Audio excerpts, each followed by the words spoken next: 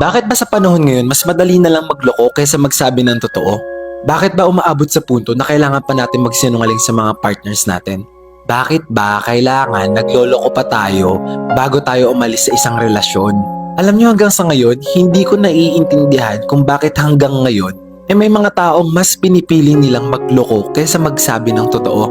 Eto ha, kung gusto niyo makipaghiwalay sa mga partners ninyo, palagi niyong tatandaan that the least thing you can do to your partner is to be honest. Ang dali-dali lang naman sabihin na ayoko na kasi okay ako nagsawa ka, explain mo yung rason mo kung bakit ka nagsawa. Bakit kailangan pa umabot sa punto na kailangan mo pang lokohin yung isang taong nagmamahal lang naman sa'yo? Bakit kailangan pa nating manira ng buhay kung ang solusyon lang naman ay magpapakatotoo tayo?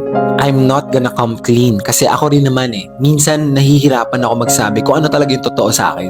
Pero ibang usapan na kasi kapag may ibang tao nang involve, lalo na yung mga taong ang